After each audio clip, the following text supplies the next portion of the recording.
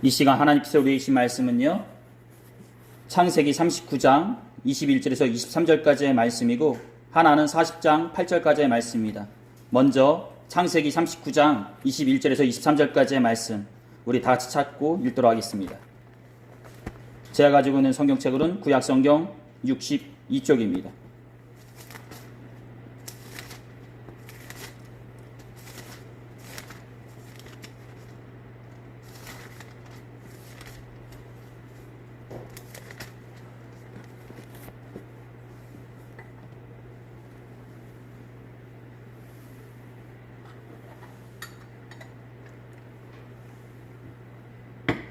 창세기 39장 21절에서요 23절까지의 말씀 다 찾으신 줄 믿고요. 한 목소리를 읽도록하겠습니다. 시작. 여호와께서 요셉과 함께 하시고 그에게 인자를 더하사 간수장에게 은혜를 받게 하심에 간수장이 옥중 죄수를 다 요셉의 손에 맡김으로 그 재반 사물을 요셉이 처리하고 간수장은 그의 손에 맡긴 것을 무엇이든지 살펴보지 아니하였으니 이는 여호와께서 요셉과 함께 하심이라. 여호와께서 그를 범사에 형통하게 하셨더라. 아멘. 다음은 40장 8절 말씀입니다. 40장 8절 다 찾으신 줄 믿고요. 한 목소리로 하겠습니다. 시작. 그들이 그에게 이르되 우리가 꿈을 꾸었으나 이를 해석할 자가 없도다. 요셉이 그들에게 이르되 해석은 하나님께 있지 아니하니까 청하건대 내게 이르소서. 아멘. 오늘은 여러분들과 어떤 상황 속에서도 하나님의 함께 하심을 간구하라 라는 제목으로 다 같이 하나님의 말씀 나누고 하겠습니다. 우리 말씀 나누기 전에 앞뒤 좌우로 마음과 정성을 모았어요. 예수님의 이름으로 축복의 인사 나누도록 하겠습니다. 예수님의 이름으로 사랑하고 축복합니다. 예수님의 이름으로 사랑하고 축복합니다.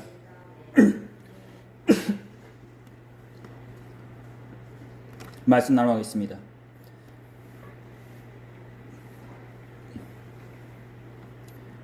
힘들고 고난 가운데 있는 사람들이 어느 순간 출세하고 성공하여 인생의 마지막을 장식하는 것을 우리는 기대하곤 합니다. 착하고 모범적인 사람들이 지금 현재는 어려움과 고난 가운데 있지만 어떤 계기로 인하여 사회적인 성공을 이루던가 아니면 어떤 도움으로 인하여 어려움을 헤쳐나가는 것을 우리는 바라곤 합니다. 이세의 막내 아들이었던 다윗이 수많은 고난과 역경 가운데 속에서도 나중에는 이스라엘의 왕이 되었던 것처럼, 그리고 무자였던 한나가 브릿나의 멸시 속에서 사무엘이라는 아들을 얻었던 것처럼, 이렇듯 우리는 착하고 성실한 사람들이 지금 현재는 고난과 멸시, 어려움과 수고 가운데 있지만 나중에는 이렇듯 성공과 행복한 결말을 맺는 것을 바라곤 합니다. 그리고 그것이 우리가 살아가는 삶의 모습이자 진리이기를 바랍니다. 하지만 정말로 우리가 살아가는 삶의 모습이 이렇듯 해피엔딩이자 행복한 내용으로서 결말을 맺나 싶습니다. 원통한 사연 가운데 잘못된 결과를 맞이하는 사람들이 비일비재하고요. 끝이 없는 수고와 고생 가운데 하루하루 버텨내다 나중에는 극단적인 선택을 한 사람들이 이 세상에는 너무나도 많다 볼 수 있을 것입니다. 심지어 이 땅을 살아가는 많은 사람들 중에는 내가 살고 있는 이곳이 지옥보다 더한 곳이라 말씀하시는 분들도 계십니다. 이러한 상황 가운데 우리가 바라는 해피엔딩이나 행복한 결말은 찾아볼 수 없고요. 심지어 그런 이야기나 내용들은 구전 동화나 드라마 속에서나 찾아볼 수 있다고 얘기하는 일도 있습니다. 이렇듯 끝이 없는 고난과 수고 가운데 속에 여러분들은 무엇을 바라고 또한 무엇을 어떻게 하시면서 이 고난과 어려움을 헤쳐나가십니까? 오늘 우리에게 주어진 본문의 말씀을 보게 되면 요셉이라는 사람이 나옵니다. 우리는 요셉이라는 사람을 생각하게 되면 꿈을 해몽해 주는 사람, 애굽의 총리가 되어 왕 다음으로 권세를 가지고 있었던 사람, 그리고 야곱 가문의 사람들을 애굽으로 인도하는데 결정적인 도움을 주었던 사람으로서 생각하곤 합니다. 하지만 그 전에 우리가 잊지 말아야 할 것은요, 그는 총리가 되기 전에, 그리고 야곱 가문의 사람들을 애굽으로 인도하기 전에 그 누구보다 순탄치 않은 고난과 어려움을 겪은 사람이었다는 것이요, 그 누구도 경험하고 싶지 않은 배신과 모함과 기다림을 경험하였던 사람이었다는 것입니다. 그것도 한 번이 아닌 몇 년이라는 긴 시간을 거쳐서 말이죠. 그는 야곱의 11번째 아들로 태어나 다른 형제들과는 다르게 특별한 아버지의 사랑을 받으며 성장하였습니다. 그의 아버지인 야곱은 사랑하는 라헬을 통해서 노년의 요셉을 얻었기에 다른 형제들과는 다르게 그를 더 특별히 사랑하였습니다. 하지만 그것이 그를 형제들에게 미움을 받는 자리에 서게 하였고 그 또한 형제들의 잘못을 아버지에게 고하였기에 그 미움과 시기심은 갈수록 더해져만 갔습니다. 물론 요셉의 위도는 그런 것이 아니었습니다. 그는 올바른 사람이었기에 형제들의 잘못을 간과할 수는 없었던 것이요 아버지에게 고함으로 집안의 모든 형편들이 바로 잡혀지고 형제들 또한 다시는 그런 잘못을 저지르지 않기를 바랬을 뿐이었습니다. 하지만 그 위도와는 다르게 형제들은 요셉을 싫어하였고요. 그 미움과 시기심이 극에 달하자 형제들은 요셉을 죽일 것을 나누게 됩니다. 요셉이 그들에게 가까이 오기 전에 그들이 요셉을 멀리서 보고 죽이기를 꾀하여 서로 이르되 꿈꾸는 자가 없는도다. 자, 그를 죽여 한 구덩이에 던지고 우리가 말하기를 악한 짐승이 그를 잡아먹었다 하자. 그의 꿈이 어떻게 되는지를 우리가 볼 것이니라 하는지라. 바로 창세기 37장 18절부터 20절까지 기록된 말씀이다 보실 것입니다. 이렇듯 자신들에게 다가오는 요셉을 죽이려고 하는 찰나에 형제들 중에 하나인 르우벤이 이를 말리게 되고요. 그를 안전하게 아버지에게 돌려보내기 위해 구덩이에 그를 던져놓자고 얘기하게 됩니다. 하지만 르우벤이 잠시 자리를 비운 사이에 형제들은 요셉을 지나가는 장사꾼에게 팔아넘기게 되고요. 이로 인해 요셉은 야곱의 사랑하는 11번째 아들에서 한 명의 노예로 전락하게 된다는 것입니다. 그때에 미니안 사람 상인들이 지나가고 있는지라 형들이 요셉을 구덩이에서 끌어올리고 은 20에 그를 이스마엘 사람들에게 팔매 그 상인들이 요셉을 데리고 애굽으로 갔더라. 37장 28절에 기록된 말씀입니다. 말 그대로 하루 사이에 그의 인생이 크게 뒤틀러지게 되었던 것입니다. 그것도 타인이 아닌 같은 형제들에 의해서 말이죠. 우리가 천재지변이나 피치 못할 상황으로 인하여 하루 사이에 안정적인 삶 속에서 지옥과 같은 삶으로 떨어진다면요. 이는 그야말로 말로 표현할 수 없는 정신적인 스트레스와 마음의 상처를 받게 되는 것이요. 사람에 따라서는 쓰러질 수 있는 상태에 빠질 수도 있는 것입니다. 하물며 요셉 같은 경우에는요. 같은 형제들에게 배신을 당하였습니다. 이는 그야말로 세상에 나 혼자 남은 꼴이라 볼 수 있는 것입니다. 우리가 아무리 많은 시련과 고난 가운데 속에서도 버틸 수 있는 것은 내 옆에 가족들이 있기 때문에 그 힘으로 버티는 것입니다. 그런데 그 가족들이 나에게 등을 돌리게 된다면요. 그는 그 무엇으로도 감당하기 어려운 그런 스트레스와 아픔으로 다가오게 됩니다. 그렇습니다. 이렇듯 요셉은 그의 나이 17살의 형제들에게 씻을 수 없는 배신의 아픔을 경험하게 되고요. 이로 인해 그는 노예의 신분이 되어 애굽의 왕궁 경호 대장인 보리발의 가정에 팔려가게 된다는 것입니다. 그런데 감사하게도요. 그럼에도 불구하고 성경에서는 그에 대해서 얘기하기를 이렇게 얘기해주고 있다는 것입니다. 요셉이 이끌려 애굽에 내려가매 바로의 신이 대장 애굽 사람 보리발이 그를 그리로 데려간 이스마엘 사람의 손에서 요셉을 산이라. 여호와께서 요셉과 함께 하심으로 그가 형통한 자가 되어 그의 주인 애굽 사람의 집에 있으니 그의 주인이 여호와께서 그와 함께 하심을 보며 또 여호와께서 그의 범사에 형통하게 하심을 보았더라. 바로 39장 1절부터 3절에 기록된 말씀입니다. 말 그대로 노예의 신분이 되어 보디발의 가정에 팔려가게 되었는데요. 그런 와중 속에서도 하나님께서 함께 하시어 요셉과 그가 몸담고 있는 그 보디발의 가정을 형통하게 하셨다는 것입니다. 그리고 그 형통한 가운데 요셉을 통해서 흘러넘치는 선한 기운과 축복의 내용을 보디발이 알고 있었다는 것입니다. 즉 마주치는 사람들 가운데 활력이 넘치고 선한 기운을 느끼는 사람이 있듯이요. 보디발 또한 요셉에게서 그런 기운과 선한 영향력을 느꼈던 것입니다. 비록 형제들에게 배신과 버림을 당하여 이곳 애굽까지 팔려와 보디발의 가정에 노예가 되었지만 그럼에도 불구하고 하나님께서 함께 하시어 그 가정 내에서 사랑받는 자로서 그리고 인정받는 자로서 있게 하셨다라는 것입니다. 그리고 이쯤 되면 그나마 불행 중 다행이라 생각하여 이제는 좋은 일들만 있을 것을 기대하게 될 것입니다. 과거는 쉽고 여기서부터 살아보자. 하지만 어떻죠?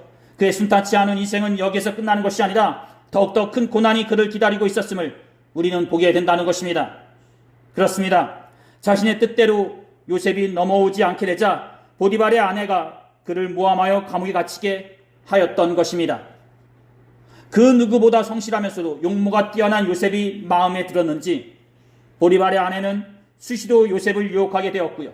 그럴 때마다 요셉은 이는 잘못된 것이라 하여 수시로 이를 거절하였던 것입니다. 그런데 어느 날 여느 때와 마찬가지로 보디발의 아내는 요셉을 유혹하게 되었고요. 이에 요셉은 이를 뿌리치고 그 자리를 피하게 되었던 것입니다. 그런데 어느 순간 이것이 조작이 되어 요셉을 강간범으로 내몰게 되었고요. 이에 분노한 보디발은 그를 죄수들이 득실거리는 감옥 안에 집어넣게 되었던 것입니다. 이에 요셉의 주인이 그를 잡아 옥에 가두니 그 옥은 왕의 죄수를 가두는 곳이었더라. 요셉이 옥에 갇혔으나 그렇습니다. 노예였던 요셉이 이제는 죄인이 되어 옥에 갇히게 되었던 것입니다. 그것도 언제 죽을지 언제 풀려날지 모르는 죄인의 상태가 되어 말이죠. 그런데 놀랍게도 앞에서 말씀드렸던 것처럼 요셉이 감옥에 갇혔어도 성경에서는요 그에 대해서 이렇게 말해 준다는 것입니다. 여호와께서 요셉과 함께 하시고 그에게 인자를 더하사 간수장에게 은혜를 받게 하심에 간수장이 옥중 죄수를 다 요셉의 손에 맡김으로 그 재반 사물을 요셉이 처리하고 간수장은 그의 손에 맡긴 것을 무엇이든지 살펴보지 아니하였으니 이는 여호와께서 요셉과 함께 하심이라. 여호와께서 그를 범사에 형통하게 하셨더라 라고 말이죠. 바로 39장 21절부터 23절에 기록된 말씀입니다. 그렇습니다. 보디발의 가정에 노예로 팔려왔을 때처럼 감옥에 갇혔을 때도 하나님께서 함께 하시어 그가 행하는 모든 일들 가운데 형통하게 하셨다는 것입니다. 즉 그가 억울하고 원통한 사연 가운데 끝이 없는 나락으로 떨어졌을 때도 하나님께서는 함께 하시어 그가 행하는 모든 일들 가운데 형통하게 하셨다는 것입니다. 사랑하는 성도 여러분, 앞에서도 이 말씀이 기록되어지고 있지만 지금 현재 요셉이 처한 상황과 이 말씀을 겹쳐서 보게 되면요 전혀 이해가 되지 않고 맞지 않는 말씀처럼 보여지게 된다는 것입니다. 왜냐하면 요셉의 삶은요 계속적으로 밑바닥으로 치고 있는데 그런 상황 속에서 하나님께서 함께 하신다고 전해지고 있기 때문입니다. 즉 전혀 하나님의 함께 하심을 찾아볼 수 없는 그런 상황인데 그런 상황임에도 불구하고 성경에서는 그런 상황에 처한 요셉에게 하나님께서 함께 하심으로 모든 일들 가운데 형통하게 하셨다고 전해지고 있다는 것입니다. 즉 전혀 현실과 맞지 않는 이 말씀이 무엇을 말해주고 있냐라는 것입니다. 이렇듯 요셉은 억울한 상황에 처해져 감옥에 갇히는 신세로 전락하게 되고요. 그렇게 1년의 세월이 지나게 됩니다. 노예의 신분에서 죄인의 모습으로 더 이상 떨어질 곳이 없는 그런 상태가 된 것입니다. 그리고 그곳에서 한순간의 실수로 감옥에 갇힌 왕의 술을 맡은 자와 떡을 굽는 자를 만나게 됩니다. 어느 날 이 둘은 꿈을 꾸게 되고요. 그 꿈이 무엇을 품고 있는지 고민과 근심 가운데 거하게 됩니다. 그러자 요셉이 이 둘에게 신앙적 고백을 내뱉게 되는데요. 그 고백은 해석은 하나님께 있으니 자신에게 그 꿈을 얘기해 보라는 것이었던 것입니다. 그들이 그에게 이르되 우리가 꿈을 꾸었으나 이를 해석할 자가 없더라. 요셉이 그들에게 이르되 해석은 하나님께 있지 아니하리이까 청하건대 내게 이르소서. 그렇습니다. 감옥 안 한 모퉁이에서 요셉은 말하기를요 해석은 즉 정답은 하나님께 있다고 고백하였던 것입니다. 사랑하는 성도 여러분, 여기에서의 해석은 단순히 꿈에 대한 해석이기도 하지만 한편으로는 우리가 살아가는 삶의 해석이기도 하다 말씀드릴 수 있을 것입니다. 즉 우리가 살아가면서 겪게 되는 모든 문제의 해답은 하나님이다라는 것입니다. 즉 우리가 살아가면서 겪게 되는 풀지 못하는 모든 문제들과 꼬여져만 가는 모든 사건들의 정답은 바로 하나님이시다는 것입니다. 즉 우리가 살아가면서 겪게 되는 모든 문제의 해답은 하나님이시다는 것입니다. 사랑하는 성도 여러분, 이 말이 형제들에게 배신을 당하여 애굽으로 노예로 끌려온 자가 그리고 억울하게 누명을 당하여 감옥에 갇힌 자가 할 말인가 싶습니다. 말 그대로 원통하고 억울하고 마음의 상처가 깊어서 분노와 복수의 말을 해야 할 사람이 그런 말을 하기보다 모든 것의 정답은 하나님께 있다고 얘기해주고 있다라는 것입니다. 일반적인 사람이면 입에서 부정적인 얘기와 분노 섞인 말이 나오는 게 정상일 텐데 그런 말이 나오는 것이 아니라 하나님에 대한 얘기를 해주고 있다는 것입니다. 즉 요셉은 자신의 잘못이나 실수가 아닌 주위의 사람들의 배신과 모함으로 인해 감옥에 갇혔음에도 불구하고 이를 한탄해하고 원망하기보다 그럼에도 불구하고 하나님을 위지하고 믿는 자로서 있다는 것입니다. 그렇습니다.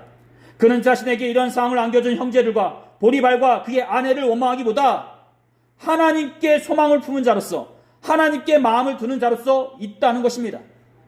즉 끝이 없는 좌절과 절망, 나락 속에서도 요셉은 하나님을 품고 있었던 것입니다. 사랑하는 성도 여러분, 저는 가끔씩 설교하는 도중에 사람들에게 이런 말을 할 때가 있습니다.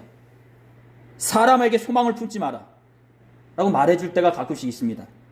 그리고 이 말은 저 나름대로 경험에서 우러나오는 고백일 수도 있고요. 제가 설교를 하는 도중에 이 자리에 앉은 여러분들이 아니라 그 전에 했던 설교의 자리에서도 그 전에 교회에서도 제가 항상 했던 말 중에 하나입니다. 성경에 있는 많은 사람들은 사람에게 소망을 품곤 했습니다. 특히 이스라엘의 왕들의 역대기를 보게 되면요. 근데 우리들도 그 사람에게 소망을 품을 때가 많다라는 것입니다. 그래서 제가 하는 말이 항상 하는 말이 사람에게 소망을 품지 마라라고 제가 가끔씩 말해주곤 합니다.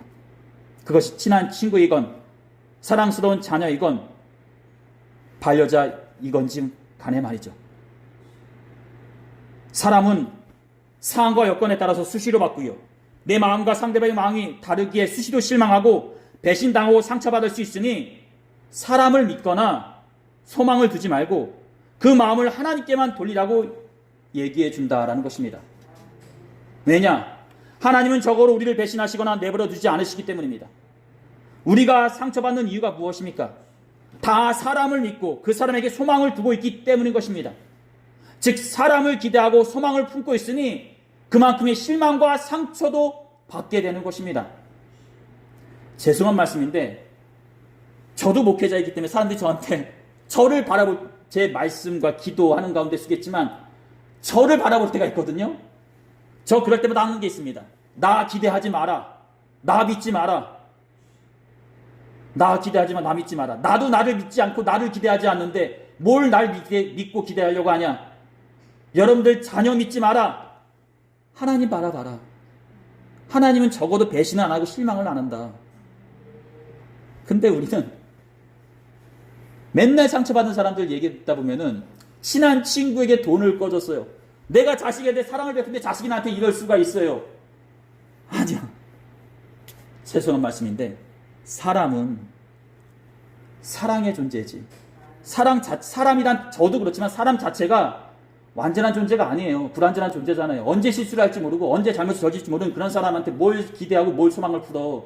그냥 사랑으로 품고 덮어주는 게 사람인데. 근데 우리는 사람한테 소망을 품거든요. 그러지 말라라고 수시로 얘기합니다. 근데 여러분들도 지금 이 자리에서 듣고서 끄덕끄덕 하시죠? 제가 장담하는데 여러분들 교회 끝나고 나가자마자 사람들한테 기대할 거 소망하고 내 수없이 봤어. 진짜 수없이 봤어. 사람들한테 소망을 품고 기대할걸요? 그러지 마세요. 진짜 죄송한 말씀인데 저 수없이 배신당했습니다.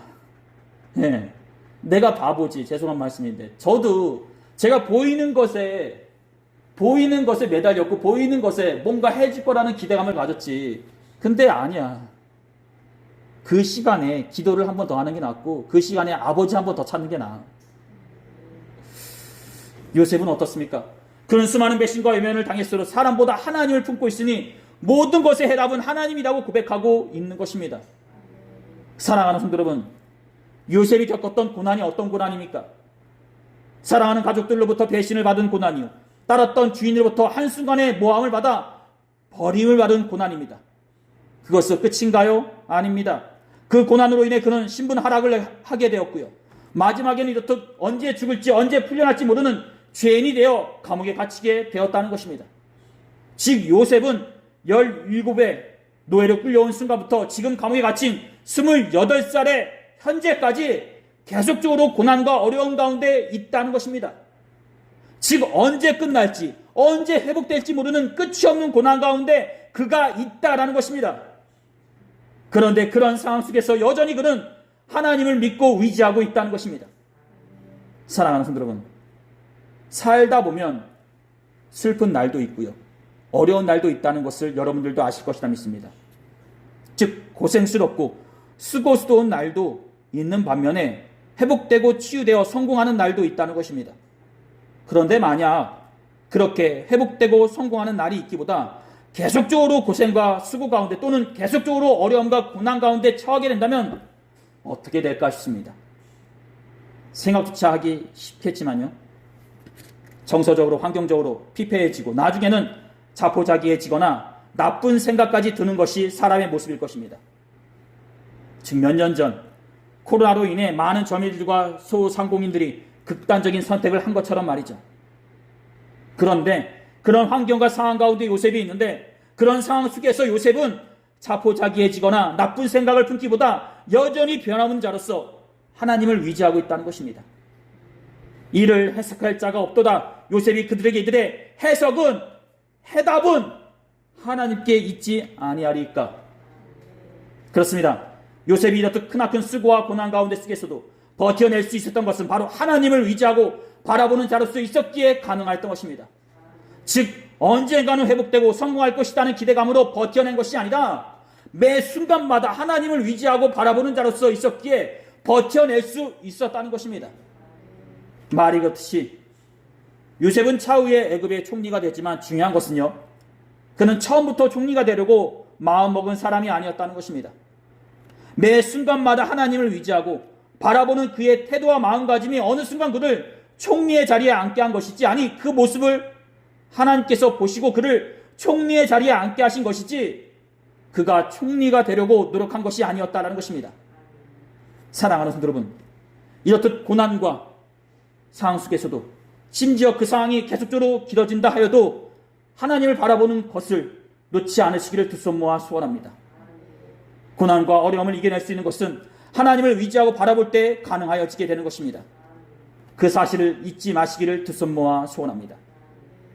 그렇다면 매 순간 하나님을 의지하고 바라본다는 것은 무엇을 말해주고 있나 싶습니다. 그것은 바로 앞에서 말씀드렸던 것처럼 하나님의 함께 하심을 구하는 것이라 말씀드릴 수 있을 것입니다. 즉 요셉이 보리발의 가정에 노예로 팔려왔을 때, 그리고 모함으로 인해 죄인이 되어 감옥에 갇히었을 때 하나님께서 요셉과 함께 하셨다고 말해주고 있는 것은 말 그대로 하나님께서 요셉과 함께 하셨다는 것을 말하여 주면서 한편으로는 그가 그만큼 하나님의 함께 하심을 구하였다는 것을 말하여 주기도 한다는 것입니다. 즉 요셉은 매 순간 자신에게 다가오는 수많은 고난과 수고 가운데 속에서 하나님의 함께 하심을 구하였던 것이요, 그 하나님의 함께 하심으로 이 고난과 이 어려움을 헤쳐나갈 수 있었던 것입니다. 하나님의 함께 하심을 구한다는 것이 무엇입니까? 그것은 바로 말씀 가운데, 기도 가운데 있다는 것을 말해주기도 하지만 한편으로는요, 그만큼 간절하였다는 것을 말해주기도 한다 볼 수 있을 것입니다. 매 순간순간마다 하나님이 이 순간 가운데 함께 하시기를 간절히 구하였다는 것입니다. MBC 뉴스데스크의 신화라 할 수 있는 백지연 씨에 대한 이야기 중에 이런 이야기가 있습니다. 말 그대로 뉴스데스크의 신화 같은 존재로서 최초의 여성 앵커, 최연소 앵커, 최장수 여성 앵커로 알려져 있는데요. 그녀가 1988년 MBC 앵커로 부임했던 시기에 어디 여자가 감히라고 말하였던 시대였다고 합니다. 당시 그녀가 수습사원일 때 회사에서는요, 우리도 여성 앵커를 투입해서 남녀 한 쌍씩으로 이루어진 앵커 시스템을 만들자 하는 시기였고요. 그래서 오디션을 열었는데 당시 수습사원이었던 그녀가 선배를 견학차 왔다가 1등을 하게 되었다고 합니다. 그러자 회사에서는 어떻게 수습사원이 1등을 하냐 하며 무효 처리를 하게 되었고요. 그래서 다시 오디션을 열었는데 거기에서 또 그녀가 1등을 하게 되었다고 합니다. 이렇게 해서 그녀는 뉴스데스크 앵커가 되게 되었는데요. 어떻죠? 앵커가 된 순간부터 그녀에게 수많은 루머와 반대의 목소리가 들려왔다고 합니다. 어찌 수습사원이, 어찌 여자가 저 정도 하겠어? 라고 말이죠. 뒤에 무슨 배경이 있는 거 아니야? 하지만 그럼에도 불구하고 그녀가 이렇듯 버텨낼 수 있었던 이유는 매일같이 새벽 예배를 드린 후에 회사 출근하여 그 일을 진행하는 것에 있었다고 합니다. 즉 그녀는 삶에서 매일같이 새벽 예배가 있었고요. 그 새벽 예배는 자신의 직장에서의 하나님의 함께 하심에 대한 간절한 간구였던 것입니다. 즉 매 순간 직장을 가기 전에 새벽 예배에 먼저 가고서 거기서 무릎 꿇고 얼마나 많은 하소연과 구하는 가운데 속에 마음을 다잡고 직장을 출근했겠어요. 그에게 직장이라는 것은 전쟁터였던 것입니다. 그렇습니다. 이렇듯 하나님의 함께 하심이란 이런 것을 말해주는 것입니다. 즉 말씀과 기도 가운데 성실하게 임하는 것도 하나님의 함께 하심이지만 한편으로는 그만큼 매 순간마다 하나님께서 함께 하시기를 바라는 그 간절한 마음 또한 하나님의 함께 하심이라는 것입니다. 그리고 그 간절히 바라는 마음을 보시고 하나님께서 매 순간마다 인도하시고 역사해 주셨던 것입니다. 그래서 이렇듯 그 하나님의 함께 하심 가운데 속에 모든 정답은 하나님께 있다라고 고백하였던 것입니다. 사랑하는 여러분, 사람은 누구나 좋은 일을 겪을 수도 있고요. 나쁜 일을 겪을 수도 있습니다. 사람의 인생 세웅지마라는 말이 있듯이요. 슬픈 일과 나쁜 일은 사람이라면 누구든지 피할 수 없는 일이기도 한 것입니다. 그리고 이 일들을 겪으면서 어떤 이들은 좌절하기도 하고요. 어떤 이들은 극단적인 선택을 하기도 합니다. 그런데 믿는 자들은 이런 고난과 상황 속에서도 하나님의 함께 하심을 구함으로써 이를 헤쳐나가야 한다는 것을 잊지 말아야 한다는 것입니다. 차후에 요셉은 술 맡은 자의 꿈을 해석해 줌으로써 자신의 억울함을 하소연하게 됩니다. 하지만 술 맡은 자가 이를 잊게 됨으로써 요셉은 또 그렇게 기나긴 기다림이라는 고난을 맞이하게 됩니다. 하지만 하나님께서 그를 기다린 기다림 속에서 회복시켜 주시고 나중에는 한 나라의 총리까지 올려놓게 되신다는 것입니다. 사랑하는 여러분, 우리 모두 다, 아니 이 시대를 살아가는 모든 사람들이 이렇듯 요셉처럼 고난 가운데 속에 있다 할지라도 나중에는 이렇듯 총리라는 성공과 기쁨을 맞이하는 복된 성도분들이 되시기를 두 손 모아 축원드립니다. 우리의 현재의 삶이 기나긴 고난과 어려움 속이라 하여도 하나님의 함께 하심을 구하는 마음으로 이겨내시기를, 버텨내시기를 두 손 모아 축원드립니다. 매 순간마다 하나님이 함께 하시기를 바란다면 하나님께서 함께 해 주시면서 그 길을 열어주실 것입니다. 오늘 하나님께서 우리들에게 주신 말씀은 여기까지입니다. 기도하시겠습니다. 귀하시 복되신 우리 주 하나님 아버지, 이 시대의 고난 가운데 있는 사람들을 국력여 주시옵시고 그들 가운데 하나님이라는 소망을 품게 해주사 이 고난을 헤쳐나갈 수 있도록 은혜를 베풀어 주시옵소서. 또한 이 자리에 앉아있는 주의 성도들에게도 항상 끊임없는 사랑과 인도하심으로 함께해 주사 어느 자리에 있어도 항상 하나님 함께 하심 가운데 있는 복된 주의 성도들이 되게 하여 주시옵소서. 사랑하는 주의 성도들 항상 육적으로 영적으로 풍요롭고 충만한 자로서 있기를 소원합니다. 오늘 하도 감사드리며 이 모든 기도를 우리 주 예수 그리스도 이름으로 간절히 기도드렸사옵나이다. 아멘.